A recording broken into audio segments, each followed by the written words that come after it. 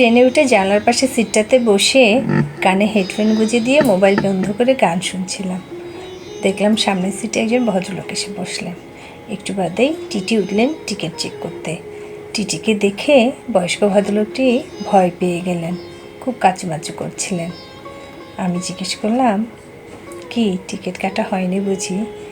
লোকটি বেশ শান্ত গলায় বললেন, স্টেশনের ট্রেন চলে আসাতে টিকিট আর কাটা হয়নি, কিন্তু এখন যে ফাইন দেব সেই টাকাটাও কিন্তু আমার কাছে নেই। আমি লোকটাকে আশ্বস্ত করে বললাম, চিন্তা করবেন না, আপনার ফাইনের টাকাটা আমি দিয়ে দেব। লোকটা আমার কথা শুনে বেশ আশ্বস্ত হলেন। কিন্তু যে কোনো কারণবশত টিটি আমাদের কাছে আসার আগেই ফেরতি স্টেশনে নেমে গেলেন। লোকটি আমাদেরকে একবার তাকালেন। আমি লোকটিকে বললাম, কোথায় যাবেন? লোকটি বেশ চিন্তিত সুরে বললেন, ভেবেছিলাম সিলেট যাব, কিন্তু এখন আর সিলেট যাব না, ব্রাহ্মণবাড়িয়া যাব। আমি বেশ অবাক হলাম। অবাক হয়ে জিজ্ঞেস করলাম, কে থাকে ব্রাহ্মণবাড়িয়া? জানো বাবা, আমার নাম বীরেন মণ্ডল। আমি একটা কোম্পানিতে চাকরি করতাম। আমার 2 ছেলে 1 মেয়ে। ছোটোবেলা ওদের মা মারা যায়, দ্বিতীয়বার আর বিয়ে করিনি, কেননা সতীন মা এসে যদি ওদেরকে জ্বালায় সেই ভয়ে আমি আর বিয়ে করিনি। আমি বাবা হয়ে ওদেরকে মায়ের মতো আদর দিয়ে স্নেহ দিয়ে বড় করেছি। যেটুকু মাইনে পেতাম তা দিয়েই ওদের লেখাপড়ার খরচ চালিয়ে সংসার ব্যয় করতে শেষ হয়ে যেত। তাই মেয়েটাকে বেশি দূর আর পড়াইনি। মেয়েটা অনেক মেধাবী ছিল। আমার ছোট ছেলে স্কুল মাস্টার, বড় ছেলে ইঞ্জিনিয়ার। মেয়েটিও উচ্চ মাধ্যমিক পাশ করানোর পরে বিয়ে দিয়ে দিই। আমার বড় ছেলে থাকে চট্টগ্রামে, ছোট ছেলে থাকে সিলেটে। তারা ভাগ করে বৃদ্ধ বাবার প্রতি দায়িত্ব পালন করছেন। ভাগ করে নিয়েছে মানে আমার 2 ছেলে বিবাহিত, ওরা ওদের সন্তানকে নিয়ে আলাদা সংসার নিয়ে থাকে।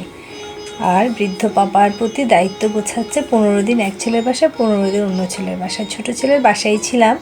15 দিন শেষ হওয়াতে ছোটো বউ বললেন বড় ছেলের বাসায় যেতে। আমি বললাম, দেখো মা, আমার শরীরটা খুব খারাপ, আমি একটু দিন পরে যাই। বউ বলল, না, 15 দিন শেষ আপনাকে যেতে হবে, নতুবা খাওয়ার জুটবে না। তাই আমি বের হলাম। কিন্তু বড় ছেলের বাসায় এসে দেখলাম বাসায় একটা তালা।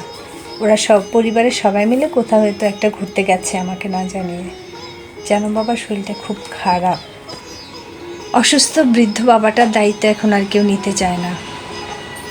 কথাগুলো বলতে বলতে বীরেনবাবুর কণ্ঠটা ধরে আসলো, চোখগুলো জলে ভরে গেল। আমি লোকটাকে সান্ত্বনা দেওয়ার মতো ভাষা খুঁজে পেলাম না। লোকটা গভীর কণ্ঠে বলে উঠল, জানো বাবা, আমার মেয়েটা অনেক মেধাবী ছিল। আর যদি মেয়েটাকে উচ্চশিক্ষায় শিক্ষিত করতাম, হয়তো আমার দিনটা তেমন হতো না। মেয়ের যেমন একটা ভুসিমালের দোকান আছে, আর মেয়ে আমার অঙ্গনাতে হাতের কাজ করে। আমাকে বলে, বাবা তুমি চলে এসো, আমার বাসায় এসে থাকো। মেয়ে অনেকবার ডেকেছে, বলেছে, বাবা তুমি আমাদের বাড়ি এসে আমাদের সাথে থাকো, কিন্তু আমি যাইনি। ছেলে থাকতে মেয়ের বাড়ি গিয়ে থাকবো, আমাদের সমাজ খুব একটা ভালোভাবে দেখবে না। তাই মেয়ের বাড়ি যাওয়া হয়, যে গিয়ে থাকিনি। তাই ভাবলাম মেয়ের কাছে গিয়ে থাকবো। আমার কাছে ভালো খাবার দাবার, ভালো বাড়ির চাইতে ভালোবাসাটাই এখন বেশি হয়ে দাঁড়িয়েছে। মেয়ের কাছে গিয়ে ক্ষমা চাইব। ভাইদের লেখাপড়ার টাকা জোগাড় করতে গিয়ে আমি আমার মেয়ের স্বপ্নগুলো 2 হাতে গলা টিপে শেষ করে দিয়েছি। আর যদি মেয়েটাকে উচ্চশিক্ষায় শিক্ষিত করতাম, তাহলে হয়তো আজকে আমার এই দিনটি দেখতে হতো না। তখন ভাবতাম, মেয়ে তো বিয়ে হয়ে শ্বশুরবাড়ি চলে যাবে, ছেলেরাই তো আমাকে বৃদ্ধ বয়সে দেখাশোনা করবে। তাই মেয়েটাকে আর উচ্চশিক্ষায় শিক্ষিত না করে বিয়ে দিয়ে ছেলেদেরকেই শিক্ষিত করলাম। আজকের দিনটি দেখতে হবে কখনো ভাবিনি।